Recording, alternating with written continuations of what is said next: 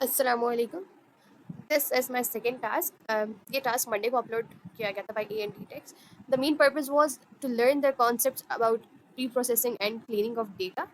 In this task हमारे पास जो डेटा सेट था उसमें काफ़ी नैन वैल्यूज़ या you can say missing values थे और हमें उनको करेक्ट करना था, यू कैन से क्लीन करना था by using some pre processing techniques. सबसे पहले मैंने कुछ लाइब्रेरीज इंपोर्ट की हैं जिसमें numpy, pandas, seaborn, matplotlib, dot pyplot, scipy, dot stats, sklearn dot pre processing है।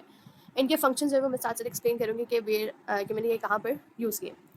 उसके बाद मैंने अपना डेटा सेट लोड किया। डेटा सेट को मैंने सबसे पहले एक डेटा फ्रेम में स्टोर कराया और मेरा जो डेटा सेट था वो train dot C S V था। उसके बाद मैंने जो लास्ट अपने टास्क में फंक्शन यूज़ किए थे इन्फो डिस्क्राइब का, उन्हीं को मैंने दोबारा से यूटिलाइज़ किया है अपनी डेटा सेट में कि इन्फो को शो कराने के लिए कि लाइक मेरा डेटा सेट जो वो किस चीज़ के बारे में और डिस्क्राइब करने के बारे में कि हमारे और इसको डिस्क्राइब करने के लिए न्यूमेरिकल कॉलम्स को, उसकी समरी को, statistic summary of numerical columns को। So this is the description, you can see it here. This part is my description part, like describe function जो मुझे बता रहा है। उसके बाद मैंने अपनी वैल्यूज़ को इंस्पेक्ट किया कि मेरे पास कहाँ कहाँ पर मिसिंग वैल्यूज़ आ रही हैं। तो ये मुझे उसने आउटपुट्स दी थी कि मेरे पास पैसेंजर कॉलम में, सर्वाइव्ड कॉलम में, बीसी क्लास वैल्यूज़ में नल वैल्यूज़ आ रही हैं। अब इन नल वैल्यूज़ को मैंने किसी और तरीके से भी डिटेक्ट किया था, इज़ इन फंक्शन यूज़ करके। इज़ इन फंक्शन भी सेम काम करता है जो हमारे पास इज़ नल फंक्शन काम करता है, हमें डिटेक्ट करके देता है कि हमारे पास कौन कौन सी मिसिंग वैल्यूज़ है। बट द डिफरेंस इसकी हमें फॉल्स के लाइक यू कैन से कैटेगोरिकल डिस्क्रिप्शन देता है और इज़ नल जो हमें न्यूमेरिकल डिस्क्रिप्शन देता है। उसके बाद मैंने विजुअलाइज किया है अपने डेटा को by using heat map. Heat map जो है वो मैंने S N S like sorry seaborn से इम्पोर्ट कराया था। सी बॉर्न को इम्पोर्ट करा के उसमें से मैंने फंक्शन हीट मैप का यूज़ किया। हीट मैप क्या होता है कि आपको जहाँ पर आपकी वैल्यूज़ नल है या मिसिंग है उसको सिर्फ एक कलर से शो करा देता है। लाइक इसमें अगर पर्पल कलर है वो मुझे शो करा रहा है कि यहाँ पे वैल्यूज़ हैं, लेकिन जो येलो कलर की लाइन्स हमें प्लॉट की गई है दिस शोज़ कि यहाँ पर हमारे पास मिसिंग वैल्यूज़ हैं या करप्टेड डेटा है। थर्ड पॉइंट वॉज कि मैं इसके बाद मैंने पूरे अपने डेटा में जितनी नल वैल्यूज़ थी उनको डिटेक्ट किया और इसका सम किया, तो मेरे पास टोटल 866 जो है वो नल वैल्यूज़ हैं या you can say missing values हैं या अनप्रेडिक्टेबल वैल्यूज़ हैं। आफ्टर डेट ये फर्स्ट स्टेप था जिसमें हमने अपना डेटा सेट जो है वो लोड किया और उसको रीड करा। The second step is data cleaning. अब आप उन मिसिंग वैल्यूज़ को फुलफिल करें या अपने डेटा को क्लीन करें और उन सारी वैल्यूज़ जो आपके डेटा सेट की प्रोडक्शन को रॉन्ग कर सकती हैं या आपके डेटा सेट के रिजल्ट्स को ख़राब कर सकती हैं, उनको डिटेक्ट करके अब ठीक करने का स्टेज था। तो the first thing that I did is handling missing values. अगर मेरे पास कोई वैल्यू मिस है तो मैं उसको किस तरीके से हैंडल कर सकती हूँ। सो ये हमें टास्क में थोड़ा सा बता दिया गया था कि हम थर्ड स्टेप सेकंड स्टेप में मैंने अपने डेटा की मिसिंग वैल्यूज़ को हैंडल किया। सबसे पहले मैंने मोड और मीडियन कैलकुलेट किया और उनको रिप्लेस कर दिया मिसिंग वैल्यूज़ के साथ। So this was the output जिसमें मैंने अपनी वैल्यूज़ को रिप्लेस किया मीडियन और मोड के साथ। हमारे पास पहले एज वैल्यू, एज का पूरा जो कॉलम था वो ज़ीरो था, हमने उसको मीडियन और मोड की वजह से रिप्लेस कर दिया। उसके बाद हमने जो नेक्स्ट स्टेप किया है इसमें वो है वेरीफाइंग मिसिंग वैल्यूज़ आर। अब हम नेक्स्ट स्टेप पे उस वैल्यूज़ को वेरीफाई करना है कि हमने जो डेटा है उसमें जो वैल्यूज़ को हैंडल किया है बाय यूजिंग प्लेसिंग मीन और sorry mode and median, is it correct और नॉट। तो उसको मैंने वेरीफाई किया है by using isnull dot sum कि हमें बस जहाँ जहाँ पर सम वैल्यूज नल वैल्यूज है उनका सम शो हो जाए। तो मेरे पास डेटा टाइप int 64 शो हो गया। इसके बाद मैं चेक कर रही हूँ पोटेंशियल एरर्स के लिए कि for unique values and data types के लिए।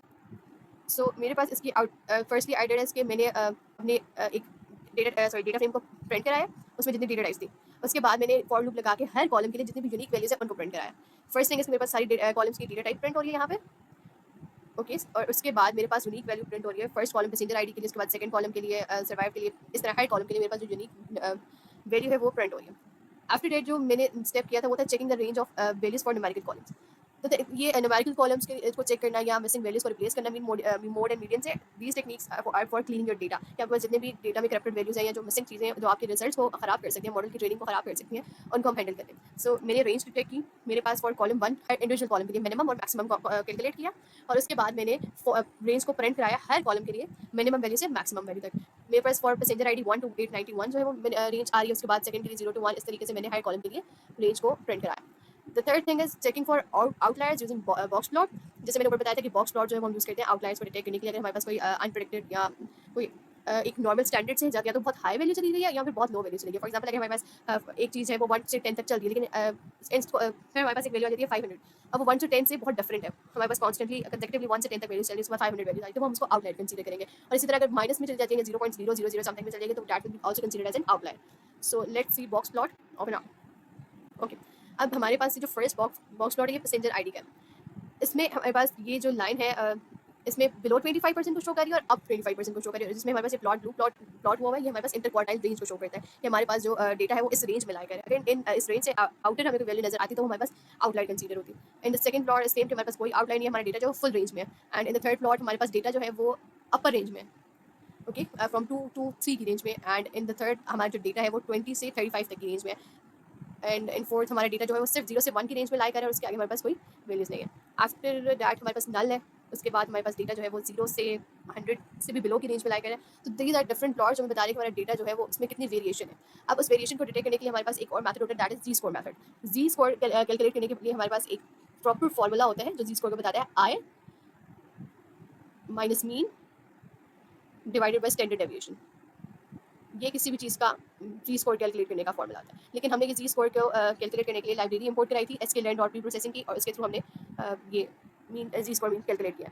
फॉर जी स्कोर मीन हमने सबसे पहले अपने डेटा फ्रेम में जो सिलेक्टेड डेटा टाइप्स है उनको चूज़ किया कि हमारे पास जो डेटा टाइप्स होंगे या तो वो इंट कंसीडर होंगे या फ्लोट कंसीडर होंगे। उसके बाद हमने अपने डेटा के फ्रेम्स के उसके बाद हमने अपने डेटा फ्रेम के कॉलम्स पर जी स्कोर अप्लाई किया जो हमें बताएगा कि हमारा डेटा जो है वो किस रेंज में है। Outliers underscore z equals to absolute z scores is greater than 3 dot any x is equals to 1। हम आइडेंटिफाई करें कि अगर हमारा किसी भी रो में अगर कोई भी वैल्यू है, अगर उसका जी स्कोर जो है वो 3 से ग्रेटर देन है या नहीं है। इन केस अगर वो आ जाता है 3 से ग्रेटर देन, तो हम क्या करें, उनको प्रिंट करा दें सिंपल आउटलाइर्स अंडरस्कोर z को।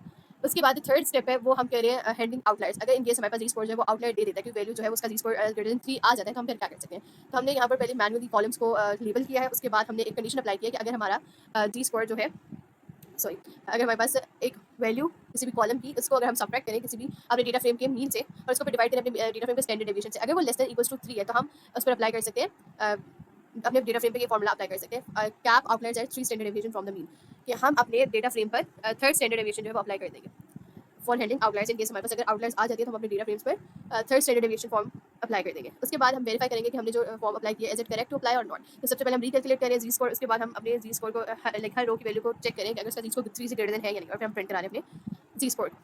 The third step is the main concept in this task was data transformation. आपने डिटेक्ट कर लिया आपके पास मिसिंग वैल्यूज हैं, आपने इनको करेक्ट कर लिया मीन मोड मीडियन से रिप्लेस करके या जी स्कोर से रिप्लेस करके या आउटलायर्स डिटेक्ट करके।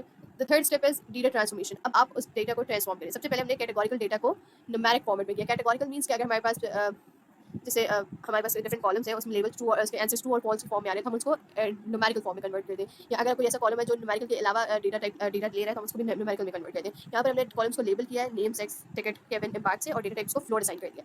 df equals to pd dot get dummies. हम इस जब अपने कैटेगोरिकल डेटा पर ट्रांसफॉर्मेशन अप्लाई करते हैं तो हम उसको वन हॉट इनकोडिंग का कॉन्सेप्ट यूज़ कर रहे हैं। अब वन हॉट इनकोडिंग क्या कहता है कि आपकी जो डेटा फ्रेम में डेटा वैल्यूज जहाँ पर लाइक न्यूमेरिकल के अलावा होती है उनको न्यूमेरिकल में चेंज कर देते हैं, या फ्लोट में जो डेटा टाइप आप उसको बताते हैं उसमें चेंज कर देते हैं। So the output was this. हमारे डेटा सेट में जितने भी एक्सेप्शन लाइक इससे पहले अगर मैं अपना डेटा सेट देखूँ तो यहाँ पर सब पे फॉल्स फॉल्स फॉल्स और ट्रू और फॉल्स की शक्ल में डेटा जो है वो आउटपुट दे रहा था, लेकिन उसने उसको क्या चेंज कर दिया न्यूमेरिक में, लाइक 0.0 फ्लोट फॉर्म में चेंज कर दिया। एंड लास्ट स्टेप इज जब आपके पास डेटा जो है वो हाई रेंज में हो और आपको ना पता हो लाइक आपका डेटा जो है वो और आपका जो आउटपुट है वो एक्यूरेट ना आ रहा हो, आपका डेटा जो है वो वेरिएट कर रहा हो, तो फिर आप अपने डेटा के डोमेन को रिस्ट्रिक्ट कर देते हो 0 और 1 में। And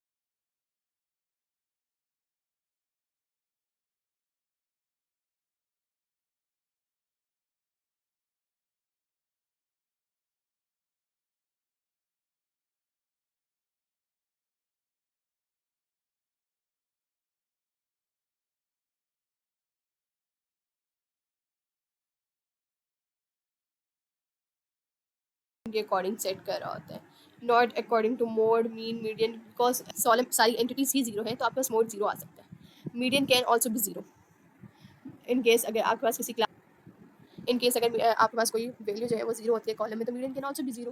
these methods can fail, but in case of this for method you use the standard deviation form. In standard deviation form you आप जो है वो अपने डेटा को डेविएट करके देख रहे होते हैं एक वैल्यूज़ को हर लाइक अपनी हर पर्टिकुलर वैल्यू का दूसरी पर्टिकुलर वैल्यू से आप कंपैरिजन कर रहे होते हैं, या हर वैल्यू का आप एक सेंट्रल पॉइंट से कंपैरिजन कर रहे होते हैं कि आपके पास जो वैल्यू है उसका रिजल्ट पे क्या इफेक्ट पड़े।